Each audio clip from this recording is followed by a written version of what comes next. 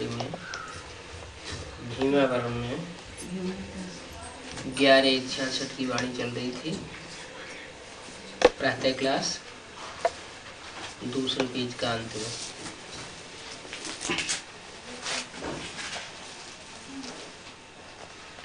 बाबा बता रहे थे सब्जेक्ट एक ही है, सिर्फ मनमना भव और मध्याजी भव। मनमना भव मना मेरे मन में अपने मन के संकल्पों को तिरोहित कर दे।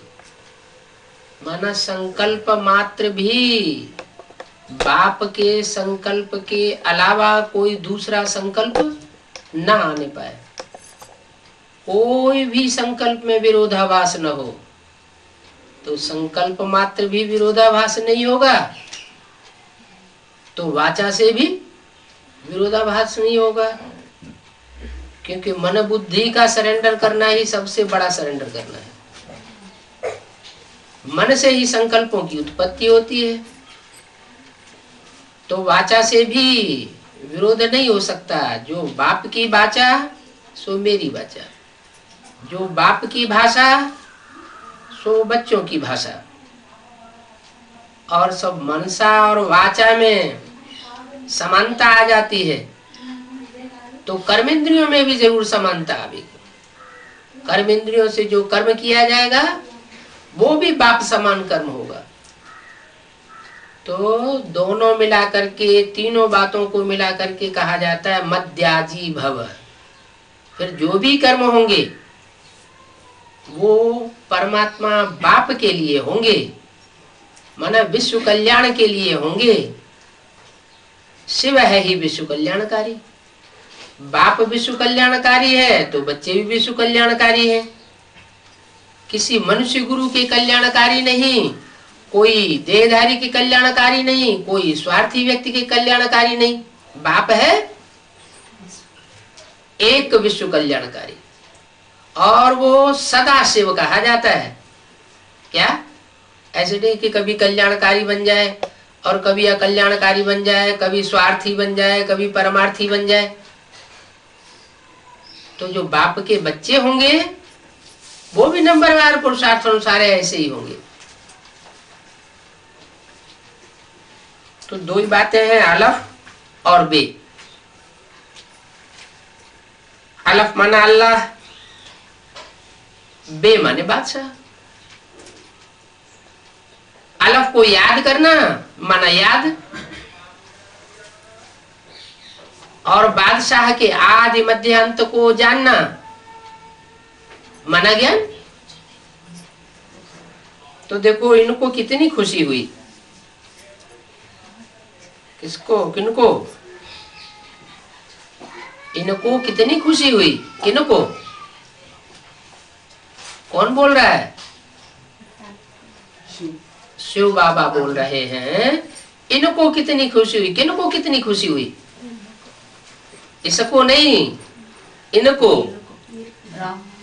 है। राम और कृष्ण की आत्माओं को कितनी खुशी हुई। क्या खुशी हुई?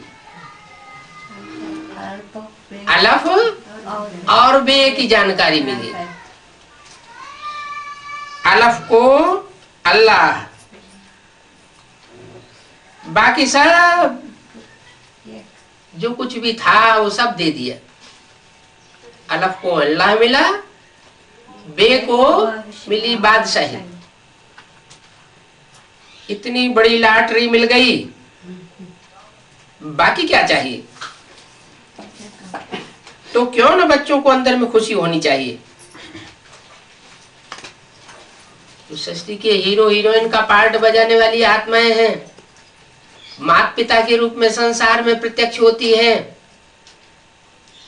शिव बाप ही उनके द्वारा माता पिता का पार्ट बजाता है। उनको इतनी बड़ी लॉटरी मिल गई तो बच्चों को और बाकी क्या चाहिए? बच्चे तो होते ही है सर के ताज। जरूर बच्चों को अंदर में खुशी होनी चाहिए। इसलिए बाबा कहते हैं ऐसे ट्रांसलाइट के चित्र सबके लिए बनवाएं जो देखकर सब बच्चों को खुशी होती रहे। कौन कहते हैं? बाबा कहते हैं। क्या कहते हैं? ट्रांसलाइट के चित्र बनवाए, तो माउंट आबू में ट्रांसलाइट का चित्र बना करके रख दिया गया डब्बे में। ये बाबा ने कहा है? नहीं कहा, तो वैसे ही रख दिया गया है, ऐसे ही रख दिया गया। भक्ति मार्ग में भी चित्र रख देते हैं, जड़ चित्र। ज्ञान मार्ग में भी जड़ चित्र रख देते हैं। तो अंतर क्या हुआ? बाबा हम बच्चों के चेहरे को ट्रांसलाइट का चेहरा देखना चाहते हैं या जड़ ट्रांसलाइट का चित्र रखने के लिए बोलते हैं? बाबा तो मुरली में बोलते हैं इनका चित्र भी रखने की दरकार नहीं है। तो ट्रांसलाइट का हो या कोई भी चित्र हो, वो चित्र रखने की बात नहीं है। वास्तव में हमारा चेहरा ऐसी निराकारी स्टेज वाला प्रत्यक्ष होना चाहिए जो ट्रांसलाइट मुआफिक दिखाई पड़े। ट्रांसलाइट में क्या होता है? ज्यों का त्यों आर पार पारदर्शी दिखाई पड़ता है। तो ऐसे ट्रांसलाइट के चित्र बाबा साहब के बने हुए देखना चाहते हैं। क्या कहा? और सबके लिए देखना चाहते हैं, बनवाना चाहते हैं। बनवाए जो देख करके सब बच्चों को खुशी होती रहे। कब बनेंगे? हैं? बन गए? हैं? बनेंगे? अभी बने नहीं है, बने हैं और बनेंगे। तो बाबा ऐसे चित्र बनवाना चाहते हैं। माना चैतन्य चित्रों की बात है, जड़ चित्र बनवाने की बात बाबा नहीं करते हैं। शिव बाबा ब्रह्मा द्वारा हमको वर्षा दे रहे हैं। 11:66 की वाणी का 3रा पेज। क्या कहा? देने वाला वर्षा कौन है? शिव बाबा। शिव बाप नहीं कहा, क्या कहा? शिव बाबा। शिव बाबा बना साकार और निराकार का मेल। तो फिर क्या गुलजार दादी के द्वारा कहें? गुलजार दादी भी साकार है, साकार, लेकिन है उनमें सुप्रीम सोल निराकार नहीं प्रवेश करता।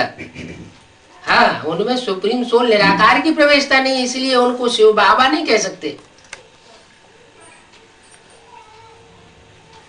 और जिसके तन में प्रवेश करके ये 66 में वाणी बोली जा रही है, उनका टाइटल हुआ प्रजापिता ब्रह्मा। टाइटल हुआ प्रजापिता ब्रह्मा, टाइटल हुआ बना। उनकी उपाधि थी, वो ओरिजिनल प्रजापिता ब्रह्मा थे नहीं बना। उनसे भी पहले कोई थे जिनका लक़ब उनको मिला, जिनके लिए मुरली में आता ऐसे ऐसे बच्चे थे जो मम्मा बाबा को डायरेक्शन देते थे, ड्रिल कराते थे, टीचर बनकर बैठते थे। हम समझते थे ये तो बहुत अच्छा नंबर माला में आवेंगे। कौन समझते थे? मम्मा बाबा ये समझते थे कि ये तो बहुत अच्छा नंबर माला में आवेंगे। वो बच्चे गुम हो गए। बने यज्ञ के आदि में थे ऐसे बच्चे जो मम्मा बाबा को भी पढ़ाई पढ़ाते थे, टीचर बन के बैठते थे। तो जो आदि में सो अंत में, आदि में जो भी हुआ वो अंत में भी जरूर प्रत्यक्ष होता है। आदि सो अंत। तो वही बच्चे जो यज्ञ के आदि में थे लेकिन ज्ञान का पूरा डोज नहीं मिलता है, इसलिए वो समय छोड़ के चले गए। क्योंकि शुरुआत में तो फाउंडेशन ज्ञान का नहीं पड़ा था। शुरुआत में भक्ति मार्ग का फाउंडेशन था, साक्षात्कार का। स्वप्न और साक्षात्कारों की महिमा थी, उसी से आत्माएं आकर्षित हुई थी और भक्ति मार्ग की संस्कृति की गीता ही पढ़ करके सुनाई जा रही थी, उसके ही अर्थ किए जा रहे थे। तो जो फाउंडेशन ज्ञान का न होने की वजह से वो बच्चे टूट पड़े, लेकिन ब्राह्मणत्व का संस्कार लेकर के चले गए। तो जो बच्चे ब्राह्मण बन करके शरीर छोड़ते हैं, वो अपने पूर्व जन्म की प्रारब्ध अगले जन्म में ले जाते हैं। तो यहां तो बोला ब्रह्मा द्वारा शिव बाबा हमको वर्षा दे रहे हैं। अब 66 के बाद 68-69 में ब्रह्मा का शरीर तो छूट गया और मुक्ति और जीवन मुक्ति का वर्षा किसी को नहीं मिला। कोई कहता नहीं है कि हमको मुक्ति जीवन मुक्ति मिल गई। तो क्या बाबा ने ये बात झूठ बोल दी कि शिव बाबा ब्रह्मा द्वारा हमको वर्षा दे रहे हैं? शिव बाबा के महाबा की तो पत्थर की लकीरें हैं, जो बोल दिया सो बोल दिया।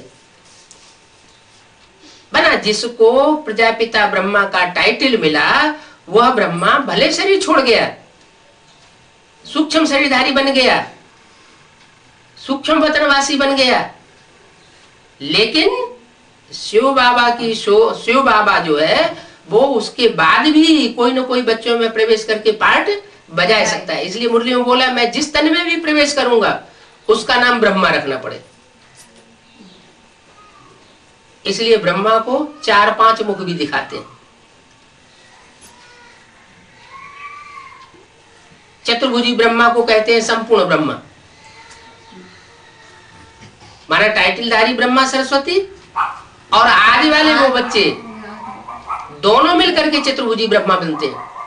वो ही आदि वाली आत्मा फिर ब्राह्मणों के यज्ञ में आ जाती है जन्म लेकर के, और उनमें ब्रह्मा और सरस्वती की आत्माएं प्रवेश करती है बीज रूप स्टेज में, और सूक्ष्म शरीर से गुलजार दादी में प्रवेश होता है। पता कैसे पड़ता है कि इसमें सूक्ष्म शरीर से प्रवेश है और इसमें बीज रूप स्टेज में प्रवेश है? कैसे पता चले?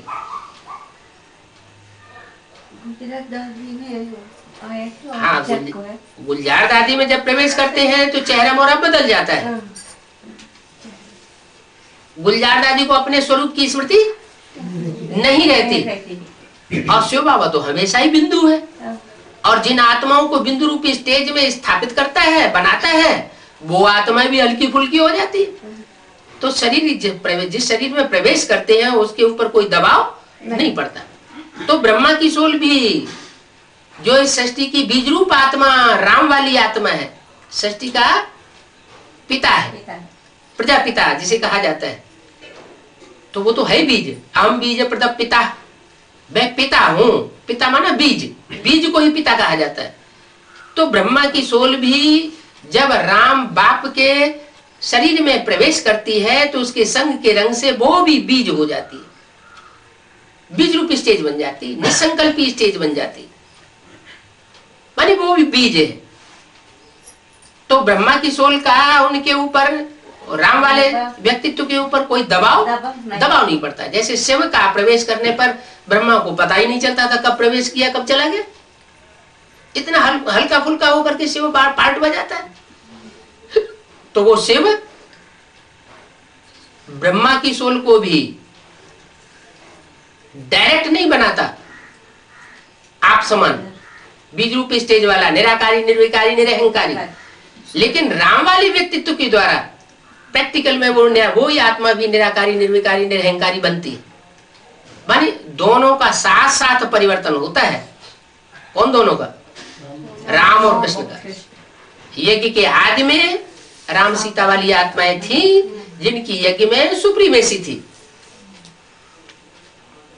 कंट्रोल था, वो आत्माएं फिर अंत में यज्ञ में आती है और ज्ञान, योग, धारणा, सेवा सब में एडवांस पार्ट बजाती है। इसलिए उनके द्वारा एडवांस पार्टी की शुरुआत होती है। उनमें ब्रह्मा की आत्मा और सरस्वती की आत्मा भी प्रवेश करके एडवांस पार्ट बजाती है।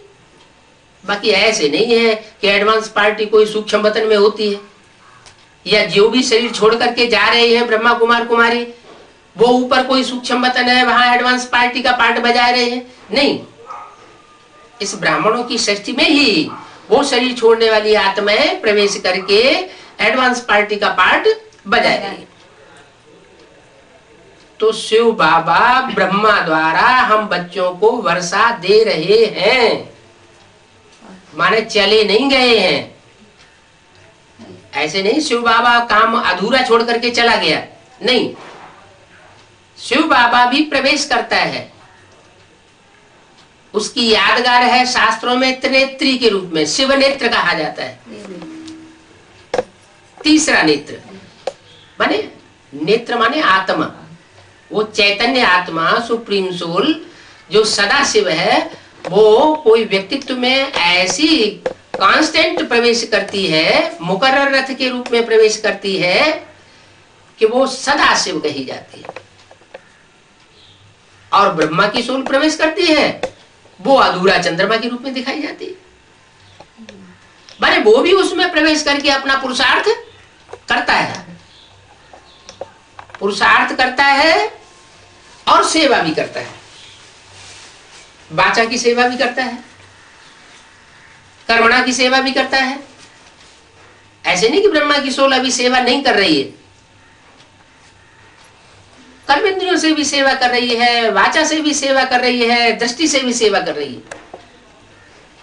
लेकिन बाबा ने, शिव बाबा ने मुरली में हमको ये डायरेक्शन दिया है कि तुम ब्रह्मा को मत देखो, तुम इनको क्यों देखते हो, तुम क्या समझो हमको कौन पढ़ाई पढ़ा रहा है, हमको शिव बाबा पढ़ाई पढ़ाए। अगर तुम्हें शिव बाबा याद रहेगा तो गिरने वाली आत्मा कभी याद नहीं है। रामकृष्ण की भी आत्मा है, द्वापर कलयुग में नीचे गिरती है ना, तो गिरने वाली बुद्धि में क्यों आने चाहिए। जो सदैव ऊंचा है, ऊंचे ते ऊंचा करता रहे। बापों का भी बाप है, गुरुओं का भी गुरु है, टीचरों का भी टीचर है। उस सुप्रीम टीचर, गुरु और बाप को याद करो ना। तो वो बाप जिसे हम शिव बाबा कहें, माने प्रैक्टिकल साकार में है और साकार में रह करके ही ब्रह्मा द्वारा हमको वर्षा दे रहे। माने किसी मुख कमल से अभी भी वो वाणी बोल रहे हैं, किस रूप में, टीचर के रूप में। सुप्रीम सोल टीचर भी बनता है। तो ब्रह्मा द्वारा वर्षा हमको दे रहे हैं, क्या स्वर्ग बन गया। अरे स्थूल रूप में स्वर्ग कैसे बन जाएगा। पहले शरीर परिवर्तन होंगे या पहले मन बुद्धि रूपी आत्माएं परिवर्तन होंगी। पहले तो सूक्ष्म परिवर्तन होगा ना सृष्टि का। तो इस सृष्टि में जो भी श्रेष्ठ ब्राह्मण आत्माएं हैं, उनको ये अनुभूति होना शुरू होती है कि भले हम जीवन में रहें, लेकिन जीवन में रहते हुए भी आत्मा शांत स्टेज में अनुभव करे। कोई हमको कितना भी डिस्टर्ब करे, लेकिन हम शांति की स्टेज न छोड़े। ऐसी ज्ञान की पराकाष्ठा हो जाए कि हम अशांत न हो। तो जैसे हमको शांति धाम का वर्षा शरीर रहते ही मिल गया, और सुखधाम का वर्षा जीवन मुक्ति। जीवन में रहते रहते ही हम सुख अनुभव करें, किसी प्रकार का दुख अनुभव न करें। तो ऐसी ज्ञान की पराकाष्ठा जब हम अपने अंदर महसूस करने लगे और दूसरे भी हमसे महसूस करने लगे कि अरे इनके संग में आने से, इनकी दृष्टि लेने से, इनके संपर्क में आने मात्र से ही हमारी अवस्था अच्छी कैसे होने लगी। तो जब दूसरे भी अनुभव करें, स्वयं को भी अनुभव हो, तो उसको कहेंगे मानसिक रूप से, बौद्धिक रूप से मुक्ति और जीवन मुक्ति के वर्षे के हम हकदार बन रहे हैं। तो शिव बाबा हमको ब्रह्मा द्वारा वर्षा दे रहे हैं। दुनिया के मनुष्य तो कुछ नहीं जानते क्या कि शिव बाबा दे रहे हैं या ऊपर चले गए। शिव बाबा अभी भी हमको वर्षा दे रहे हैं। दुनियावी मनुष्य तो बिल्कुल तुच्छ बुद्धि है। उन दुनियावी मनुष्यों में कौन कौन आ गए। बाहर की दुनिया के मनुष्य जिन्होंने ज्ञान ही नहीं लिया वो ही आ गए, या ब्राह्मणों की दुनिया में भी ऐसे मनुष्य हैं जिनकी बुद्धि में ये बात बैठ ही नहीं रही है कि शिव बाबा हमको मुक्ति, जीवन मुक्ति का वर्षा अभी भी प्रैक्टिकल ब्रह्मा के तन द्वारा दे रहे हैं। अभी तुम बच्चे तुच्छ बुद्धि से स्वच्छ बुद्धि बन रहे हो क्या। इसलिए मुरली में बोला, जब तुम्हारी आत्मा की सारी कट उतर जाएगी तो तुम डायरेक्ट बाप से सीखेंगे। क्या? डायरेक्ट बाप से। इसका मतलब कि ये वाक्य जिस तन के द्वारा बोला गया उस समय ब्रह्मा के तन के द्वारा, वो माँ का चोला था इनडायरेक्ट। वो माँ के द्वारा हमको बेसिक नॉलेज की पढ़ाई जा रही थी, डायरेक्ट बाप का पार्ट नहीं था। क्योंकि मुरली में तो बोला है मैं बाप भी हूँ, टीचर भी हूँ, सदगुरु, तीनों रूपों में एक व्यक्तित्व के द्वारा पार्ट बजाता हूँ। पर्सनालिटी एक ही होती है, वो बाप भी होता है, टीचर भी होता है और सदगुरु भी होता है, एक ही शरीर के द्वारा होता है। बना ब्रह्मा के रूप में वो बाप भी नहीं था बच्चों को वर्षा देने वाला, ब्रह्मा के रूप में वो टीचर भी नहीं था, सुप्रीम टीचर। साधारण टीचर तो माँ भी होती है, सुप्रीम टीचर का भी पार्ट नहीं बजाया। क्योंकि टीचर का काम क्या होता है? टीचर का काम होता है जो भी टेक्स्ट बुक है, चाहे गद्य हो, चाहे पद्य हो, चाहे पोएट्री हो, चाहे प्रोज हो, उसका क्लैरिफिकेशन देना, एक एक वाक्य के हिज्जे हिज्जे करके समझाना। तो हमारे ज्ञान में प्रोज क्या है और पोएट्री क्या है? हमारे ज्ञान में है मुरली है, हमारी पोएट्री, पद्य, गीत है, गीता है, गीता ज्ञान, और फिर निकलता है मंथन करने के बाद गीता ज्ञानामृत है। तो टीचर जब हिज्जे हिज्जे करके समझाता है तो वो मनन चिंतन मंथन के द्वारा अमृत निकलता है, उसे कहेंगे गीता ज्ञानामृत, जो हर एक की समझ में आ जाए। तो बताया मनुष्य इन बातों को नहीं जानते हैं। तुम्हारी बुद्धि में बैठा है, तुम तुच्छ बुद्धि से स्वच्छ बुद्धि बन रहे हो। कैसे बन रहे हो? नहीं, कैसे बन रहे हो? तुम्हारी आत्मा की सारी कट बिंदु को याद करते करते उतर गई। मैं आत्मा बिंदु, मेरा बाप बिंदु, ये बेसिक नॉलेज हमने पढ़ी ना। तो वो बेसिक नॉलेज जिन्होंने प्यार से पढ़ी, अपने जीवन में धारण की, वो बिंदु सूक्ष्म को याद करते करते उनकी बुद्धि सूक्ष्म बनी। तो जिन बच्चों की बुद्धि सूक्ष्म बनती जाती है, उनकी आत्मा की बेसिकली जैसे कट उतर गई, तो स्वच्छ बुद्धि हो गई ना। जो निराकारी स्टेज बनी, निराकार को याद करने, ज्योति बिंदु को याद करने से वो स्वच्छ बुद्धि तो बनी, लेकिन इतनी स्वच्छ बुद्धि नहीं बनी जिनको हम ब्राह्मण से देवता कह सके। तो ब्राह्मणों को देवता बनाने का कार्य अभी भी चालू है। वकील को वकील और जज कौन बनाता है? ये पढ़ाई कौन पढ़ाता है? जो खुद वकील होगा, जज होगा, वही पढ़ाएगा। डॉक्टर को डॉक्टर की पढ़ाई कौन, सर्जन की पढ़ाई कौन पढ़ा सकता है? जो खुद डॉक्टर होगा वो पढ़ाएगा। तो ब्राह्मण शूद्र से पहले ब्राह्मण बने, ये फर्स्ट मशीनरी चली बेसिक नॉलेज में। तो जरूर पढ़ाने वाला खुद क्या होगा? ब्राह्मण होगा ना, माने पवित्र जीवन धारण करने वाला होगा ना। तो बाबा कहते हैं तुमको इस जीवन में ब्रह्मचारी बनना है। कौन सा आचरण धारण करने वाला? ब्रह्मा ने जैसे पवित्र जीवन धारण किया, ऐसे तुमको भी हाँ पवित्र जीवन धारण करने वाला ब्रह्मचारी बनना है। तो इस जीवन में तो ब्रह्मचारी बन करके ब्राह्मण तो बन गए, नंबरवार पुरुषार्थ अनुसार ब्राह्मणत्व को धारण किया। ज्ञान लेने के बाद किसी की बुद्धि ऐसी सतो प्रधान बनती है कि कोई निश्चय ले लेता है कि हम जीवन भर पवित्र रहेंगे। फिर कोई उसे जीवन भर निभा पाता है, कोई जीवन भर नहीं निभा पाता है। कोई तो 4-8 दिन निभा करके और फिर ठंडे पड़ जाते हैं, फिर बेकारी जिंदगी में चले जाते हैं, वो बात अलग है। लेकिन कुछ न कुछ समय के लिए ब्राह्मण बने तो ना। तो जो जो ब्राह्मण बनते हैं उनकी बुद्धि स्वच्छ होती जाती है। ब्राह्मण माने स्वच्छ बुद्धि। तो जो स्वच्छ बुद्धि ब्राह्मण बनते हैं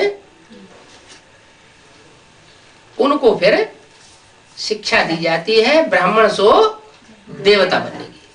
वो शिक्षा कौन देगा?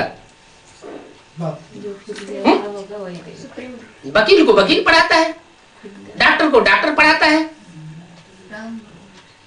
तो ब्राह्मणों को देवता बनने की शिक्षा कौन देगा? शिव बाबा है, वो तो भगवान है, गॉडफादर है, उसको देवता कहेंगे? अरे वो शिव बाबा देवता या राक्षस या मनुष्य बनता है क्या? नहीं, वो तो मनुष्य तन में आता है, लेकिन देवता तो नहीं है। तो ब्राह्मणों को देवता कौन बनाए?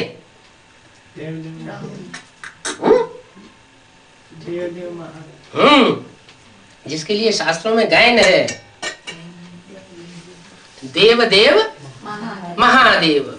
जितने भी 33 करोड़ देवताएं हैं, उन 33 करोड़ देवताओं में 3 देवताएं सबसे ऊंच गाए गए हैं, ब्रह्मा, विष्णु और शंकर। तो ब्रह्मा और विष्णु वो देव कोटि के हैं, और उन देव कोटि से भी ऊंची कोटि देव देव महादेव कहा जाता है। हमारे यहाँ चित्रों में भी बाबा ने जो साक्षात्कार से चित्र बनवाए, उनमें झाड़ के चित्र में, 3 लोग के चित्र में जो 3 पुरियां दिखाई गई हैं, उनमें भी शंकर को ऊंचे तबक्के में दिखाया गया, ब्रह्मा को नीचे वाले तबक्के में दिखाया गया, और विष्णु को बीच में दिखाया गया। वो बैलेंस रखने वाला है। तो तुम बच्चे सब कुछ जान गए हो, और कुछ पढ़ने की दरकार नहीं है। जो भगवान बाप पढ़ाई पढ़ाए रहे हैं, वो पढ़ाई पढ़ने वालों को और दुनिया भी कोई पढ़ाई पढ़ने की दरकार ही नहीं है। इस पढ़ाई से तुमको विश्व की बादशाही मिलती है। इसलिए बाप को नॉलेजफुल कहते हैं। मनुष्य फिर सोचते हैं कि भगवान बाप एक एक के दिल को जानते हैं, परंतु बाप तो नॉलेजफुल है, नॉलेज देते हैं। टीचर समझ सकते हैं फलाना कितना पढ़ता है, बाकी सारा दिन ये थोड़ी बैठ देखेगा कि इनकी बुद्धि में क्या क्या चलता है। अरे भगवान को ये देखने की क्या जरूरत है कि इनके दिल में क्या है। अगर भगवान के ओ ये पक्का ही कह दें कि भगवान सबके दिल की बात को जानता है, सबके दिल की बात को देखता है, तो बाप ने ये नियम क्यों बनाया कि पोता मेल दे? अपना पोता मेल देना है, इसका मतलब जिस तन में प्रवेश करता है उसको भी जानकारी मिलनी चाहिए। वो तो है अंतर्यामी निराकार ज्योति बिंदु शिव, लेकिन उसको एक एक के दिल के अंदर जानने की दरकार नहीं है, एक एक के दिल की पेटी खोलने की उसको दरकार नहीं है। हर बच्चे का कर्तव्य है कि वो अपनी दिल की पेटी खुद खोल करके सारा पोता मेल बाबा के सामने रखे। तो बाकी सारा दिन ये थोड़े ही बैठ देखेगा कि इनकी बुद्धि में क्या चलता है। ये तो कुछ काम का नहीं है। क्या कहा? यह तो कुछ काम का नहीं है। तो ये नॉलेज बड़ी वंडरफुल है। बाप को भी ज्ञान का सागर, सुख का सागर, शांति का सागर कहा जाता है।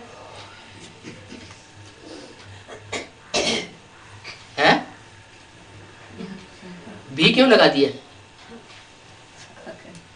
बाप को भी सुख का सागर, शांति का सागर, ज्ञान का सागर कहा जाता है। भी क्यों लगा दिया?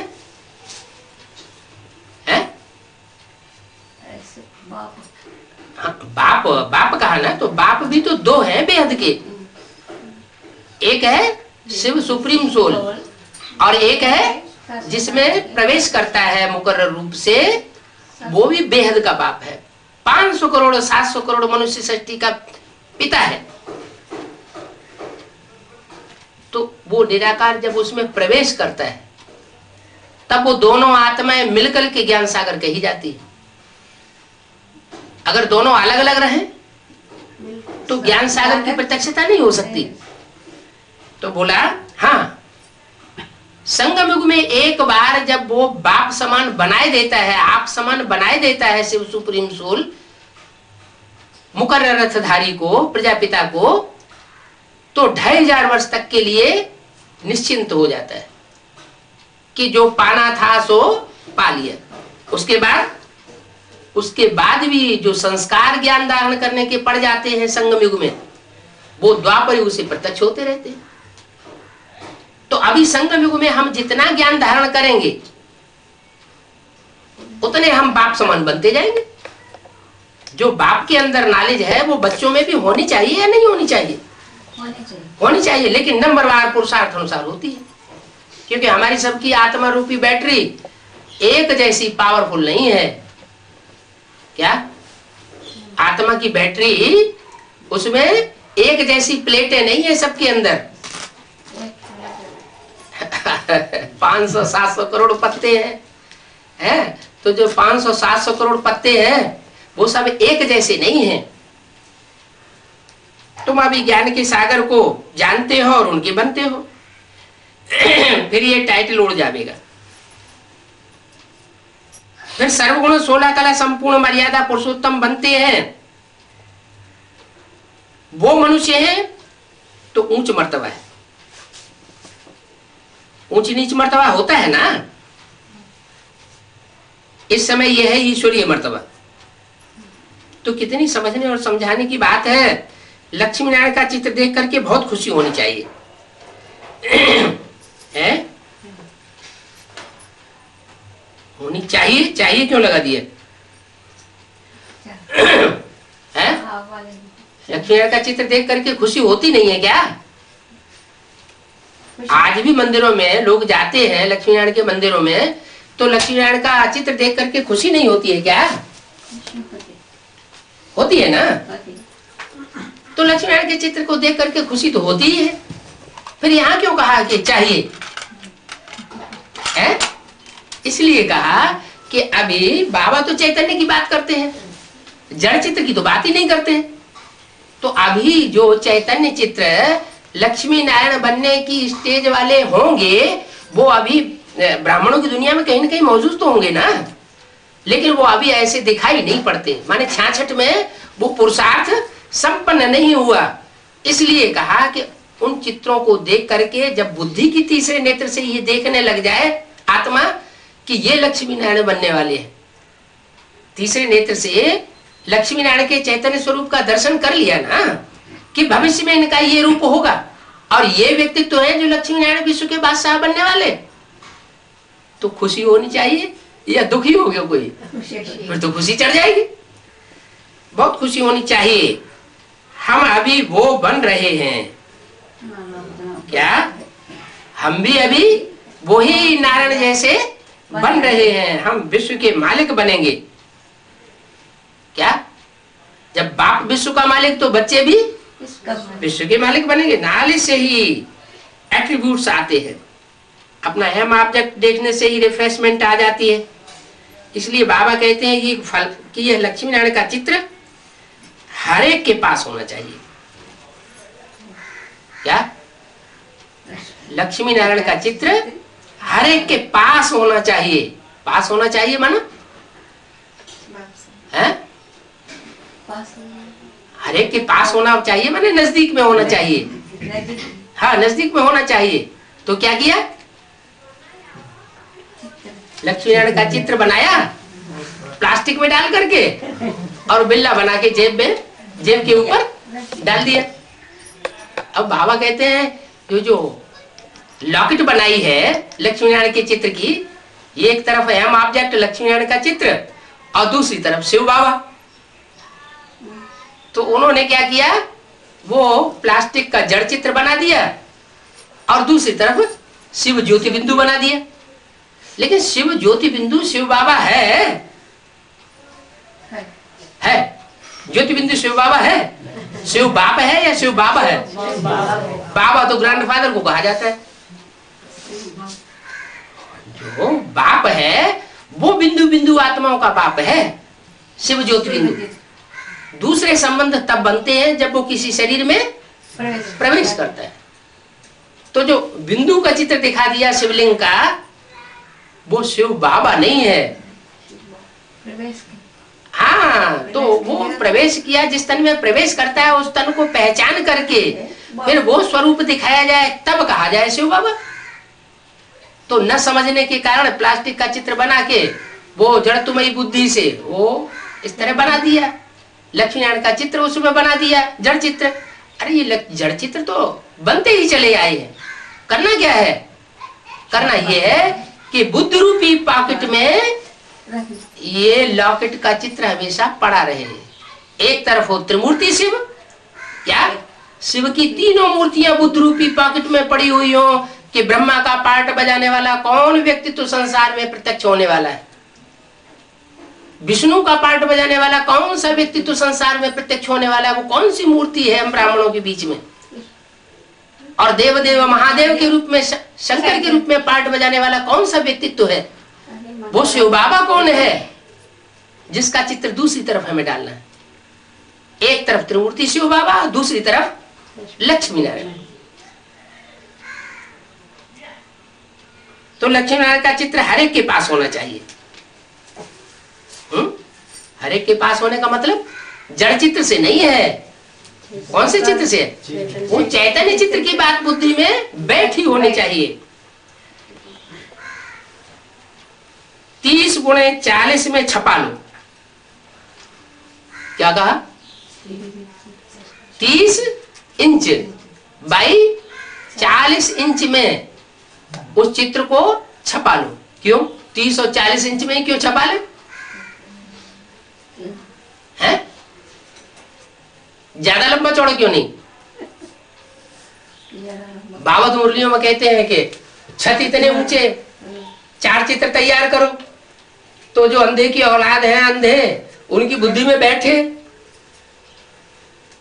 लेकिन क्या किया, बजाय उन 4 चित्रों को बड़ा बड़ा छत इतना ऊंचा बनाने के, उन चित्रों को ही गायब कर दिए।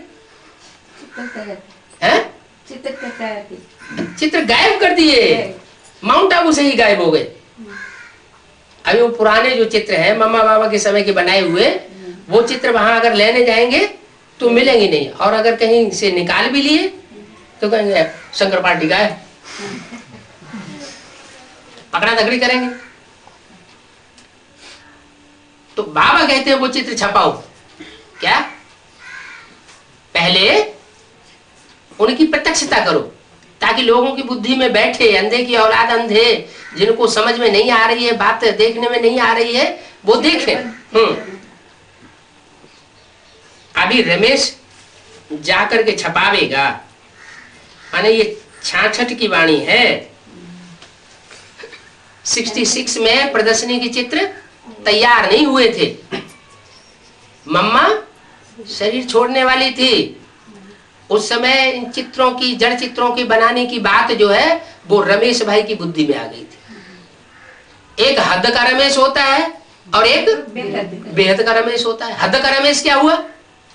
रमा ईश। रमा कहते हैं पार्वती को और ईश कहते हैं स्वामी। माना जो पार्वती का स्वामी है कौन है? शंकर जी। तो दोनों तरफ ये वाक्य लागू होता है। क्या? कि जड़ चित्र जो है वो जड़ बुद्धि रमेश छपावेगा। जड़ चित्र बना दिए, ढेर सारे प्रदर्शनी के चित्र बना दिए, और जो बेहद का रमेश है वो चैतन्य चित्र बना देता है। जब वो चैतन्य चित्र बनाता है तो नंबरवार वो चित्र प्रत्यक्ष होते जाते हैं, माला तैयार हो जाती है।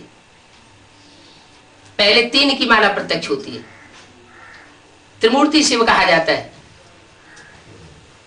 फिर 8 की माला प्रत्यक्ष होती है, अष्टदेव कहे जाते हैं।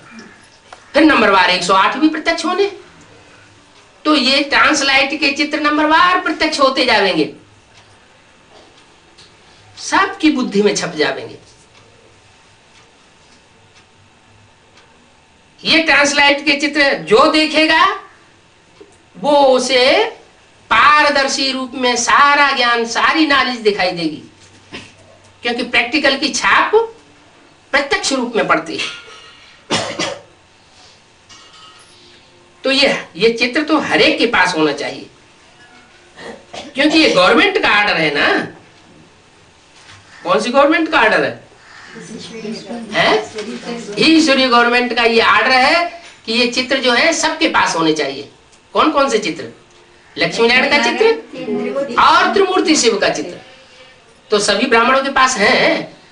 ईश्वरीय गवर्नमेंट के आर्डर को सब मान रहे हैं। अरे एडवांस वालों के पास, सबके पास है, एडवांस वालों के पास भी नहीं है। अच्छा, है? लेकिन सभी ब्राह्मणों के पास है। तो बाबा तो बोल रहे हैं रमेश बच्चा जाकर छपावेगा, गवर्नमेंट का आर्डर है ना, यह चित्र तो हर एक के पास होना चाहिए। थोड़ा छोटा भी ट्रांसलाइट में बने तो भी बड़ा अच्छा है। हर सेंटर पर एम ऑब्जेक्ट का चित्र रख दे कि हम ब्राह्मण जीवन की एम ऑब्जेक्ट ये है, नर से नारायण बनने की और नारी से लक्ष्मी बनने की। चित्र रखते देखने से ही दिल खुश होती है। बाबा स्वर्ग की महिमा बहुत करते हैं। ये चित्र दिल में प्यार बढ़ाता है। बाबा को देखते हैं दिल में आता है बस इस मृत्यु लोक में ये लास्ट जन्म है, फिर हम अमर लोक में जाकर के यूं बनूंगा। तत्वम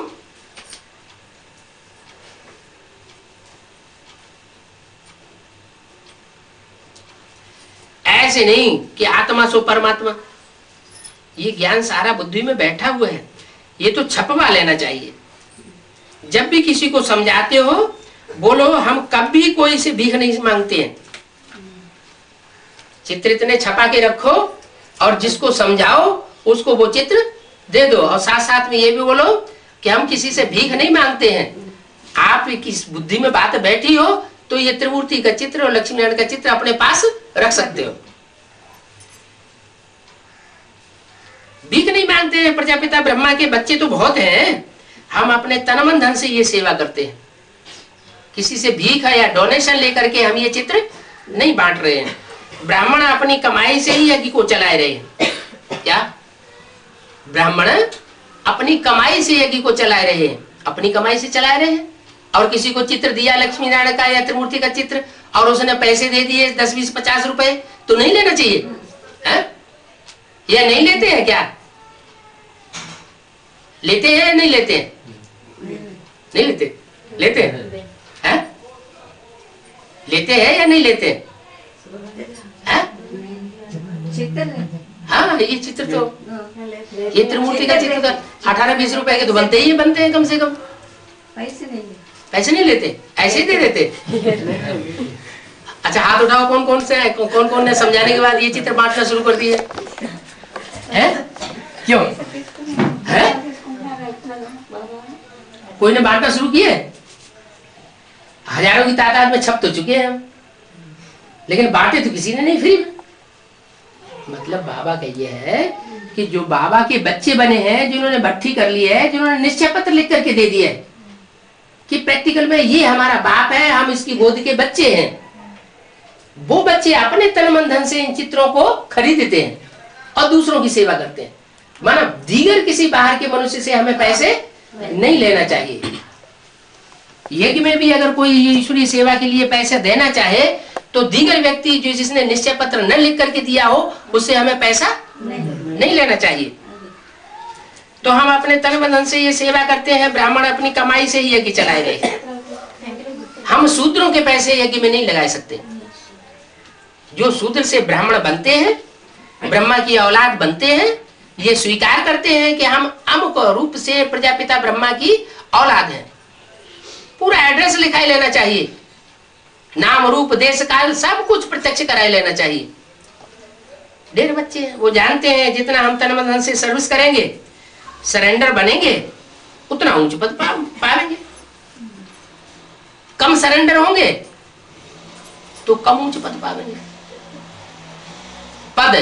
पद कितने हैं? ये राजयोग सीख करके जो राजाई प्राप्त होती है, राजघराने में जाते हैं, उनके लिए ज्यादा से ज्यादा पद कितने हैं? अरे 16,108 है ना। तो उसमें सब कोई राजा नहीं बन जाएंगे, सब कोई महाराजा नहीं बन जाएंगे, सब कोई महारानियां नहीं बन जाएंगे। जितना जो पुरुषार्थ करेंगे उतना बनेंगे। लेकिन वो जो सरेंडर होंगे, तन से, मन से, धन से, समय से, संपर्क से, दृष्टि से, वृत्ति से जितना सरेंडर होंगे उतना ऊंच पद प्राप्त करेंगे। जानते हो बाबा ने भी छोड़ा क्यों छोड़ा? बाबा तो लखपति करोड़पति था, इतना बड़ा फर्टाइल धंधा था, क्यों छोड़ा? अरे कुछ प्राप्ति हो रही होगी तभी तो छोड़ा ना। तो ये लक्ष्मी नारायण बनते हैं ना, लक्ष्मी नारायण की तरफ इशारा करते जाते थे, ये लक्ष्मी नारायण बनते हैं ना। कौन? ब्रह्मा बाबा तो सतयुग में लक्ष्मी नारायण 16 कला संपूर्ण बनेंगे ना। पैसे तो काम में आने नहीं है, जितना भी लाख करोड़ कमाया हो किसी ने, वो विनाश में तो सब खलास हो जाएगा। किसकी दबी रही धूल में, किसकी राजा खाए, किसकी ले जाएंगे चोटा और किसकी आग जलाए। तो फिर क्यों नहीं इस काम में लगा देना चाहिए? क्या क्या करना चाहिए? जरूर इस काम में लगा देना चाहिए। किस काम में? ईश्वरीय सेवा के काम में लगा देना चाहिए। इन चित्रों को छपाना चाहिए। चित्रों को छपाने में खर्चा तो होगा ना, तो ईश्वरीय सेवा में लगा देना चाहिए। फिर क्या सरेंडर होने वाले भूख मरते हैं? अभी तो सरेंडर ज्यादा हुए भी नहीं है। यज्ञ के आदि में भी 300-400 सरेंडर हुए थे, और अब अंत में एडवांस पार्टी में भी 300-400 सरेंडर हुए हैं। जो आदि में थे वो अंत में भी अभी उतने ही है। अभी तो 16,000 की तो बाजी लग भी नहीं पाई। सिर्फ शुरुआत में अखबार में पढ़ा था, अमेरिका के अखबार में, कि एक जौहरी निकला है इंडिया में जो कहता है कि 300-400 मिल गई है, हमें कितनी चाहिए? 16,000 चाहिए। बस इतनी बात अखबार में आकर के रहेगी, प्रैक्टिकल तो नहीं हुआ। लेकिन बाबा जो कुछ बोल रहे हैं वो सब प्रैक्टिकल होना जरूर है। अभी चलो एडवांस में नहीं है, लेकिन बेसिक में तो हजारों ब्रह्मा कुमार कुमारियां सरेंडर हो चुके ना। इसलिए अव्यक्त वाणी में अभी बोल दिया 3-4 साल पहले कि ये लास्ट समर्पण समारोह नहीं है, अभी दोबारा समर्पण समारोह मनावेंगी ना। तो किसी ने जवाब ही नहीं दिया, कोई समझ ही नहीं पाया कि दोबारा समर्पण समारोह कैसे होगा। जैसे 2 जन्म होते हैं ना ब्राह्मणों के, द्विजन्म कहा जाता है। एक जन्म होता है बेसिक नॉलेज में, दूसरा जन्म होता है एडवांस नॉलेज में। जैसे यज्ञों पे भी तो होता है, तो कहते हैं नया जन्म हुआ, पक्का ब्राह्मण बन गया। एक ब्राह्मण के घर में जन्म लेना और दूसरा यज्ञोपवीत होकर के पक्का ब्राह्मण बनना, तो ऐसे ही है। तो सरेंडर होने वाले भूख मरते हैं क्या? जो भी सरेंडर हुए, भले बारात की बारात सन 36 से खाती रही यज्ञ में, भूख तो नहीं मरी ना। अच्छा चलो उस समय तो लखपति करोड़पति के अंडर में रह करके खा रही थी। अभी तो जो बैगर है वो निमित्त बना हुआ है, उसके अंडर में रहने वाले क्या भूख मर रहे हैं क्या? नहीं मर रहे। बहुत संभाल होती रहती है। बाबा की कितनी संभाल होती है। ये तो शिव बाबा का रथ है ना। क्या? यह तो शिव बाबा का रथ है ना, सारी दुनिया को हसीन बनाने वाला है। क्या? सारी दुनिया की जब तक निराकारी स्टेज न बने तब तक परमधाम वापस नहीं जा सकती। कैसे न कैसे सबको निराकारी स्टेज में निराकारी बिंदु आत्मा बना करके ले जाऊंगा। ये हसीन मुसाफिर है। परमपिता परमात्मा हुसैन आकर के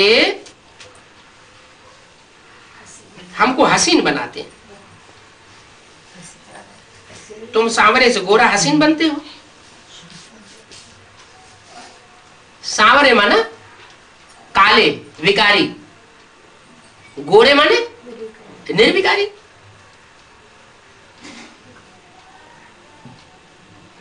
तो देखो कितना सलोना सर्जन है। वो सर्जन तो काट पीट करके प्लास्टिक सर्जरी कर देते हैं, वो अल्पकाल की प्लास्टिक सर्जरी करते हैं।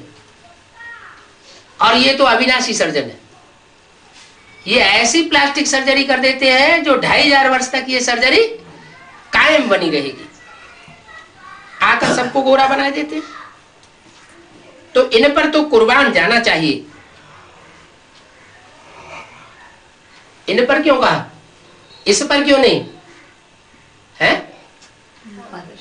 हाँ, दो आत्माएं है ना, राम और कृष्ण जो हीरो हीरोइन के रूप में पार्ट बजाने वाली आत्माएं हैं, इनका जो प्रैक्टिकल पार्ट चलता है, तो इनके पार्ट के ऊपर तो कुर्बान जाना चाहिए, याद करते रहना चाहिए। जैसे आत्मा को देख नहीं सकते हैं, जान सकते हैं, वैसे ही परमात्मा को जान सकते हैं। इन आंखों से परमात्मा देखा नहीं जाता। देखने में तो आत्मा परमात्मा दोनों एक जैसी बिंदी दिखाई पड़ेगी। आत्मा भी बिंदी, परमात्मा भी बिंदी, हर एक मनुष्य आत्मा बिंदी। कीड़े, पशु, पक्षी, पतंगे सारे ही शरीर छोड़ने के बाद क्या हो जाते हैं? बिंदी हो जाते हैं। तो बिंदी आत्मा से देखने से थोड़ी पता चलेगा कि बिंदी आत्मा को हम ध्यान में धर ले तो परमात्मा बाप की याद हो जाएगी। नहीं, सारी नॉलेज की बात है, ये बड़ी समझ की बातें हैं। बच्चों की बुद्धि में ये बातें नोट होनी चाहिए। बुद्धि में नंबरवार पुरुषार्थ अनुसार धारणा होती है। क्या माने सब बच्चों का जो पुरुषार्थ है वो नंबरवार है। एक जैसा पुरुषार्थ सभी का नहीं हो सकता।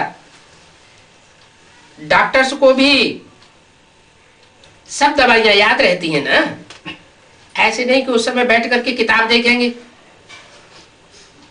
कोई मरीज को कंसल्ट करते हैं डॉक्टर, उसकी बीमारी को चेक करते हैं, तो क्या किताब खोल करके देखते हैं कौन सी दवाई इसको दे?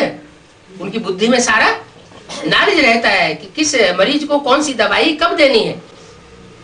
पॉइंट्स होती है, तुम्हारे पास भी पॉइंट्स हैं, टॉपिक्स हैं जिस पर समझाते हो। कोई पॉइंट किसको फायदा करती है, कोई को किस पॉइंट पर तीर लग जाता है। पॉइंट तो बहुत ढेर की ढेर है। जो इन पॉइंट्स को अच्छी रीति धारण करेंगे तो अच्छी रीति सर्विस कर सकेंगे। अगर अपनी ही बुद्धि में प्रैक्टिकल जीवन में धारणा नहीं होगी तो दूसरों को भी धारणा करा नहीं सकेंगे। जो धारणा प्रैक्टिकल में होता है वही सच्चा ज्ञान है। जो सिर्फ ज्ञान सुना जाता है, दूसरों को सुनाई लिया जाता है, लेकिन अपने प्रैक्टिकल जीवन में धारण नहीं होता, वो रावण का ज्ञान कहा जाता है। रावण के हाथ में भी वेद शास्त्र दिखाते हैं और ब्रह्मा के हाथ में भी वेद शास्त्र दिखाते हैं दोनों ज्ञानी, लेकिन उसके प्रैक्टिकल जीवन में धारणा नहीं होती। फिर भी काम क्या करता है? पराई स्त्री को चुराने का काम करता है। तो ये तो ज्ञान नहीं सिखाता ना। ज्ञान तो सिखाता है कि नारायण बनो और नारायण जैसे बनाओ। शास्त्रों में नारायण की कोई ग्लानि नहीं है, सब देवताओं की ग्लानि है। भगवान की भी ग्लानि है, महादेव की भी ग्लानि है, राम की भी ग्लानि है, कृष्ण की भी ग्लानि है, सब देवी देवताओं की ग्लानि की है। नारायण की ग्लानि क्यों नहीं है? नारायण संपन्न नहीं, देवताएं तो सभी संपन्न बनते हैं, लेकिन ऐसा संपन्न जो बाप समान पूरा हो जाए। बाप के अंदर जो नॉलेज है वो पूरी नॉलेज उसके अंदर आ जाए। वो सिर्फ एक ही बनेगा कि सब थोड़े ही बनेंगे? तो बोला अच्छी रीति धारण करेंगे तो अच्छी रीति सर्विस कर सकेंगे। अपने अंदर ही धारणा नहीं होगी तो दूसरों की भी सेवा नहीं कर सकेंगे। इसलिए भक्ति मार्ग में सत्यम शिवम के साथ सत्यनारायण की कहानी है और किसी का सत्य शब्द यूज नहीं करते। आधा कल्प के महारोगी पेशेंट्स हैं क्या? ये जो रोगी है, काम क्रोध लोभ मोह अहंकार के रोगी, ये आधा कल्प के रोगी हैं, पतित आत्मा बनी है। उनके लिए एक ही अविनाशी सृजन दवा देते हैं, वो सदा निरोगी रहते हैं। कौन? सदाशिव सदा निरोगी रहते हैं, कभी बीमार नहीं होते। और तो सब बीमार पड़ जाते हैं। अविनाशी सर्जन एक ही बार आकर के मन मना भव का इंजेक्शन लगाते हैं, तो कितना सहज है। चित्र तो पॉकेट्स में रख दो। क्या? कौन सी पॉकेट में? बुद्ध रूपी पॉकेट में चित्र रख दो। ऐसे नहीं कि जड़ चित्र बैज वाला बना लिया और पॉकेट में ऊपर लटका लिया दिखाने के लिए। नहीं, उसके लिए भी बताया पॉकेट में रख दो, पॉकेट में से निकालो और दूसरों को समझाओ। लेकिन जड़ चित्र की तो बात ही नहीं। बाबा कहते हैं ये सारी नॉलेज बुद्धि में होनी चाहिए। ब्रह्मा विष्णु शंकर कौन है, क्या पार्ट बजाते हैं, कब पार्ट बजाते हैं, कब संसार में प्रत्यक्ष होते हैं, इनका झंडा संसार में बुलंद करो। कपड़े के झंडे की बात नहीं है, ये शरीर रूपी वस्त्र के झंडे हैं। इनको संसार में प्रत्यक्ष करेंगे तो सारे विश्व में विजय हो जाएगी।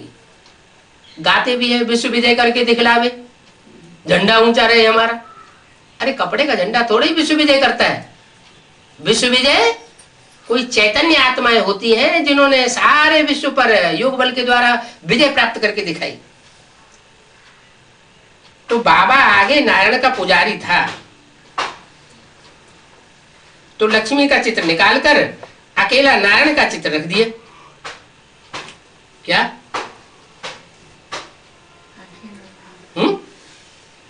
ब्रह्मा बाबा के बारे में क्या बताया? ब्रह्मा बाबा नारायण का पुजारी था, तो लक्ष्मी नारायण के चित्र है जो इकट्ठे मिलते थे, उसमें क्या किया? लक्ष्मी का चित्र हटा दिया और नारायण का चित्र रख दिया। अभी पड़ता है, पता पड़ता है जिसको हम पूजते थे वो हम अब बन रहे हैं। लक्ष्मी को विदाई दे दी। क्यों? लक्ष्मी को क्यों विदाई दे दी? क्या कारण है? अरे है? लक्ष्मी को क्यों हटा दिया? इसलिए नारायण को पाँव दबा देते हैं। पाँव दबा देते हैं? दबाते हैं। उनके पाँव में दर्द होता है क्या? है? इसलिए अच्छे नहीं है? इससे अच्छे लगता है, अच्छे नहीं लगा, हाँ। इससे अलग कर दिया ऐसे। तो पाँव में दर्द होता है उनको क्या है? चित्रों में दिखा दिया है। ये भी संगम युग की यादगार है कि इस झूठ की दुनिया में सच्चाई जब प्रत्यक्ष होती है तो उसे झूठ से टक्कर लेनी पड़ती है। सारे झूठे हैं, इतने झूठों के बीच में अगर एक सच्चा होगा तो टक्कर तो जबरदस्त लेनी पड़ेगी ना। कितने धर्म पिता आए, इब्राहिम, बुद्ध, क्राइस्ट, गुरु नानक आए, इन्होंने अपने अपने धर्म की स्थापना की, लेकिन पुराने धर्मों का विनाश किसी ने नहीं किया, क्योंकि उसके लिए तो टक्कर लेनी पड़े पुराने वालों से। तो उस बात में सब डरते रहे। तो जब तक पुराने का विनाश नहीं होगा तब तक नए सद्धर्म की स्थापना कैसे हो पाएगी? मिक्स ही बना रहेगा।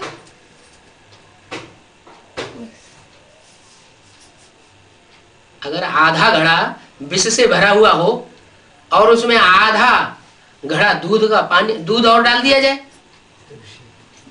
तो क्या दूध हो जाएगा? वो विष का विष ही बना रहेगा। पहले वो जो विष का घड़ा है वो सारा खाली किया जाए और दूध दूसरी तरफ तैयार किया जाए। तो जब तक पुरानी दुनिया का विनाश नहीं हुआ है तब तक नई दुनिया की स्थापना का कोई मतलब नहीं होता है। तो अभी पड़ता है कि जिसको हम पूजते थे वो हम बन रहे। हम किसको पूजते थे? नारायण को पूजते थे। 16 कला संपूर्ण नारायण को पूजते थे। हम पूजते थे, ऐसे क्यों कहा? मैं पूजता था ये क्यों नहीं कहा? क्योंकि रामकृष्ण दोनों की तरफ से बोला। दोनों ही 16 कला संपूर्ण नारायण बनने वाली आत्माएं हैं। लक्ष्मी का चित्र ऐसे हटा दिया कि लक्ष्मी जो है वो सत्य नारायण की कथा में भागीदार नहीं बन पाती। सत्य एक ही होता है, सत्य दो नहीं होते। सत्यनारायण की कथा एक की कथा है या दो की कथा है? एक की कथा। लक्ष्मी में भी कुछ न कुछ झूठापन है पुरुषार्थी जीवन में, इसलिए उसको हटा दिया, एक का चित्र रखा। अभी पता पड़ता है जिसको हम पूछते थे वो हम बन रहे हैं। लक्ष्मी को विदाई दे दी तो ये पक्का होता है हम लक्ष्मी नहीं बनेंगे। क्या? स्वतंत्र कौन होता है? राजा स्वतंत्र होता है या रानी स्वतंत्र होती है? राजा स्वतंत्र होता है, रानी फिर भी कुछ न कुछ अधीन होती है।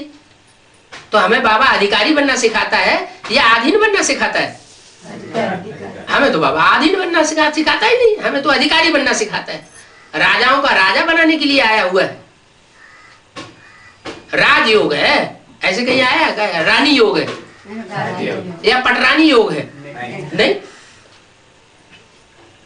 तो ये पक्का होता है हम लक्ष्मी नहीं बनेंगे। लक्ष्मी बैठकर पांव दबाए ये अच्छा भी नहीं लगता।